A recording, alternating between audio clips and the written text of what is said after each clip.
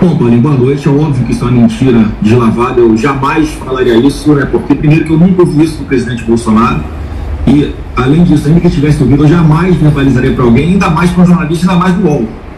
Quer dizer, não tem nenhuma chance. Inclusive, eu tenho me preservado muito de usar as redes sociais em respeito exatamente à decisão, ao encaminhamento que o meu grande líder político de vida vai dar no tempo dele, que se chama Jair Messias Bolsonaro, e vim às vezes exatamente hoje para desfazer mais essa fake news no meu Instagram.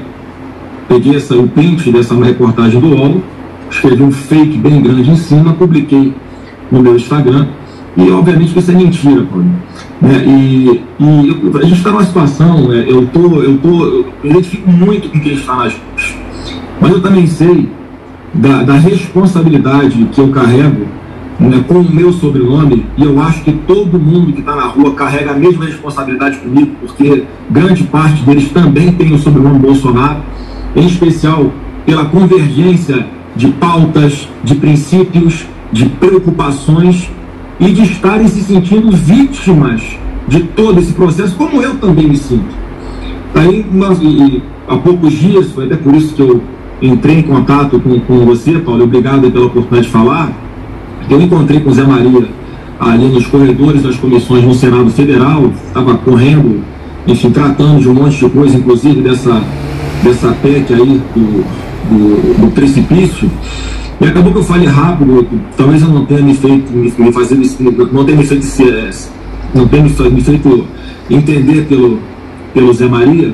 Eu não disse que o presidente está conformado ou não está conformado, está indignado ou não está indignado, enfim, vai aceitar ou não vai aceitar. Eu só falei que a análise que eu estou fazendo é que enquanto o presidente não nos der um norte, eu vou tocando a vida ali como se tudo estivesse dentro da normalidade. O mundo continua.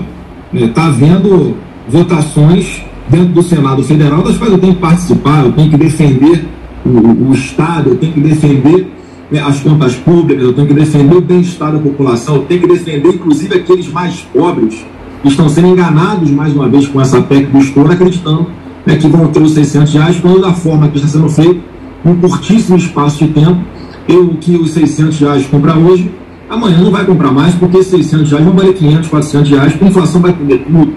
Então, nesse contexto ali de correria, de confusão, acabei encontrando o Zé Maria, de quem eu sou fã, acompanho aqui também os seus comentários, sempre muito lúcidos, sempre com um acesso fidedigno à fonte e refletindo aquilo que houve com responsabilidade ao seu público.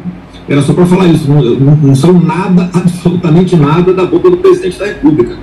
Tá? O que ele tá, eu tô numa situação, inclusive eu converso com ele praticamente todo dia, né, e não fico pressionando para ele falar alguma coisa, para ele fazer alguma coisa. Tudo que eu tinha que falar para ele já conversei, toda análise que nós fazemos de cenários, ele sabe qual é a minha posição, e assim, eu tenho que, na função que eu estou de total fidelidade e confiança, porque eu acredito no presidente Bolsonaro, eu acredito no capitão Bolsonaro, eu acredito no pai Jair, o que eu posso fazer é aguardar o que é que ele pensa em fazer, qual vai ser a decisão dele, como é que vai ser o norte, como é que ele vai sair, se movimentar da posição que ele se encontra hoje para o passo futuro, que eu também não sei qual é. Quem falar que sabe está mentindo, porque ninguém sabe. Se ele está tendendo para qualquer lado, ninguém pode falar, porque ele sinceramente não tem conversado com ninguém sobre esse assunto, como colocou o Paulo Figueiredo. Tá? A minha posição hoje, Paulo, é a seguinte: eu estou na mesma situação de todo mundo que está na rua. Eu estou louco para ir para a rua, para ir apoiar os movimentos, discursar, desabafar tudo que eu penso. Mas eu sei que eu falando, o establishment aqui em Brasília imagina que é o Jair Bolsonaro falando. Mas nós temos CPFs diferentes. É o que eu penso, é o que eu acredito. Agora, eu tenho a convicção, e todo mundo que está nos assistindo também tem a convicção, de que Jair Bolsonaro é uma pessoa altamente capacitada, preparada, madura, consciente do que pode, do que não pode fazer, e certamente planeja os seus passos como sempre na vida. Ninguém pode subjugar Ninguém pode menosprezar a capacidade de alguém na condição dele que chama a presidência da República. No livro que eu escrevi sobre ele, Jair Messias Bolsonaro, Mito ou Verdade, está vendo na internet. É impressionante como é que Deus age na vida dele. Em várias situações na vida dele, principalmente as mais importantes que eu narro nesse livro, ele parece que faz tudo para dar errado. E no final dá certo. Inexplicavelmente. Tanto é que, quando a gente discutia o título do livro, um dos títulos que a gente pensava em colocar era Beco Sem Saída. Mas no final sempre tinha uma saída, e a última, que é até onde eu vou com esse livro, a última porta que se abre é da presidência da República. Então, assim, não dá para ninguém cravar o que é que está passando na cabeça dele agora. O que eu só peço para todo mundo: eu também estou aqui ansioso, angustiado, eu estou frustrado por tudo que aconteceu antes e durante as eleições. Todo mundo viu claramente o total desequilíbrio que houve nessa eleição, a total interferência do TSE no resultado da eleição, as imposições absurdas, fora da lei, fora da Constituição, decisões que foram tomadas sempre contra o presidente Bolsonaro. Aí, de vez em quando, tinha uma coisinha ali que eles faziam para dar um ar de legitimidade. Não, olha, nós estamos usando a mesma regra com os dois lados. É mentira, todo mundo sabe que não foi assim que aconteceu. E apesar de todo esse cenário de perseguição com ele, em especial da grande maioria da mídia tradicional, da mídia maior, gigante do Brasil, ele ainda consegue chegar a um resultado, com a diferença tão pequena. E isso, olha, que eu não estou nem falando das dúvidas que a gente vai ter eternamente sobre urnas eletrônicas. Não adianta isso aí, ninguém vai apagar com multa, com censura, com prisão. Essa dúvida vai continuar existindo. E tudo que poderia ser editado com um simples papelzinho do lado da urna eletrônica, que poderia ser feita uma conferência em poucos dias aqui, para legitimar qualquer resultado. E aí sim, se as eleições tivessem ocorrido em situação de normalidade, de isenção, de transparência, não adianta negar, não ocorreram desse jeito. Com essa conferência, eu acredito, o presidente Bolsonaro nunca falou isso, Zé Maria. Eu acredito que se ela tivesse ocorrido em situação de normalidade, olha, perdi na bola. Realmente perdi o voto, olha, a eleição foi limpa, né? O VAR não me prejudicou, o juiz não me prejudicou, venceu quem teve mais voto, aí eu realmente vou botar a faixa no presidente que venceu. Ele nunca falou isso, é a minha percepção, eu acho que seria assim, porque a gente tem a convicção, se fosse as eleições tivessem ocorrido em total normalidade, eu tenho a convicção que o resultado seria diferente. Eu fico imaginando, que eu sou advogado também, eu fico imaginando como é que um professor de direito constitucional hoje dá aula em sala de aula na universidade. Imagina ele pegando o livro do Alexandre de Moraes, e eu estudei em livros de direito constitucional do Alexandre de Moraes. Grande parte do que está nesses livros, ele simplesmente não aplica hoje na prática. Está tudo relativizado. É uma bagunça generalizada. No mundo jurídico, aqui dentro dessa bolha, que eu converso com muita gente, as pessoas não têm como defender o que Alexandre de Moraes está fazendo. Mas aí criou-se uma ilusão. Isso, eu dei uma entrevista recente, há pouco, se não me engano, no Metrópole, sobre isso, falando exatamente o seguinte: as pessoas acreditavam que o Bolsonaro estava preparando, desde o primeiro dia do seu governo, um golpe militar. Então vamos nos prevenir desse golpe. Vamos criar aqui os instrumentos, né, as facas, as espadas na cabeça do Bolsonaro, para que, se ele desviar um pouquinho, a gente vai pegar ele na curva. Só que isso nunca foi cogitado. O presidente Bolsonaro, várias vezes, ele era o maior apaziguador que tinha. Ele me orientava: Flávio, não vai nessa linha. A gente quer fazer a coisa certa, eu só quero ter paz para governar. As pessoas aqui em cima vão, aqui do outro lado da praça, vão entender que eu não sou ameaça. Eu cansei de dialogar com vários ministros do Supremo Tribunal Federal, acreditando que eles pudessem resolver essas atrocidades, esses excessos, essas perseguições de uma forma interna.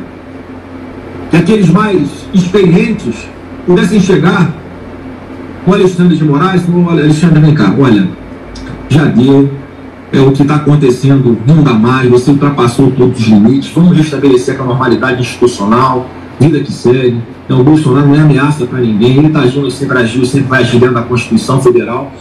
Só que isso não aconteceu, o Senado também não agiu, eu faço minha culpa com relação a isso.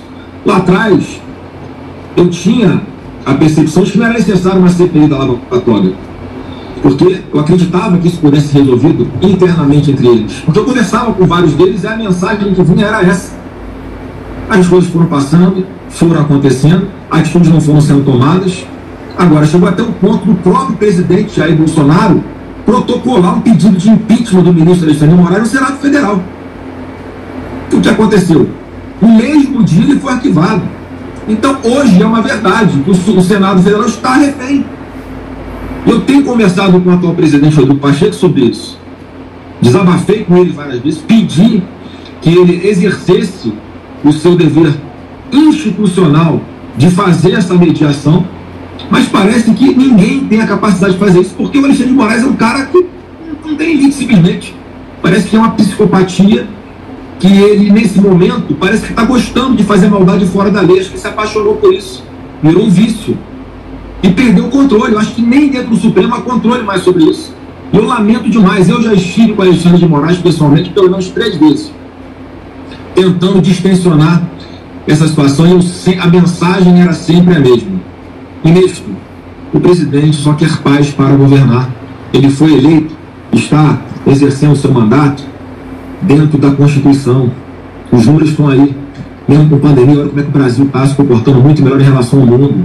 Não tem ameaça, não existe isso. Mas a grande mídia sempre distorcendo, botando pilha em ministros, se sentindo popstars, de dar entrevistas e manifestar sua opinião, defendendo na cabeça deles a democracia que nunca esteve ameaçada. Está ameaçada por eles próprios. E aí, para concluir esse meu desabafo, que eu também faço aqui ao vivo, agradeço ao Jovem Pan por isso, criou-se no imaginário de alguns ministros do Supremo que o Bolsonaro era uma ameaça. O Alexandre de Moraes está sendo um remédio. Está sendo o grande guardião da democracia. Ele hoje é idolatrado dentro dessa bolha, como se fosse um grande herói. E aí, não existe uma autocrítica por parte nem do Alexandre de Moraes e nem de outros ministros do Supremo, de que se hoje eles não conseguem ir num restaurante, jantar com a sua família, levar sua filha para passear num parque, dar uma caminhada no domingo na orla, na praia, não é porque o Bolsonaro incentiva ninguém a ir lá perseguir, não. O povo brasileiro é que tem a percepção de que vocês estão perdendo a linha. É uma reação natural aos atos individuais de cada um dos ministros do Supremo. Não tem nada a ver com o Bolsonaro isso. Assim como tem várias pessoas nas ruas que eu tenho certeza que nem votaram em Bolsonaro. Só que estão tão desiludidos, estão tão angustiados, estão tão preocupados do que vai ser o futuro do Brasil, que estão sentindo a obrigação de fazer alguma coisa. E estão indo para a porta de quartéis onde eles se sentem, pelo menos ali, buscando alguma segurança. E sinceramente, eu não sei o que vai acontecer. Eu não sei o que vai acontecer amanhã, na segunda-feira, no final do ano, no dia 1º de janeiro, eu não sei. Porque simplesmente o que está acontecendo nas ruas, as pessoas, os caminhoneiros, não tem absolutamente nada a ver com o Bolsonaro, um movimento completamente orgânico. Não tem um zap de ninguém da família Bolsonaro para ninguém nesses lugares para fazer qualquer coisa. Pelo contrário, quando vem buscar o meu gabinete, por exemplo, para pedir para que a gente faz, fica na rua, não fica, eu falo, você faz o que você quiser. A Constituição garante que você se manifeste, mas eu não posso te orientar a fazer nada, não está no meu controle. Entende? Então, desculpa me alongar um pouquinho, mas acho que é importante trazer esses esclarecimentos, nem falar que eu estou na mesma situação, estou aqui angustiado, estou aqui ansioso, preocupado com o futuro do meu país, e eu vou ficar aonde eu estou, no Senado Federal, defendendo o meu país, defendendo as minhas convicções, e sendo porta-voz de quem se sentir representado por mim.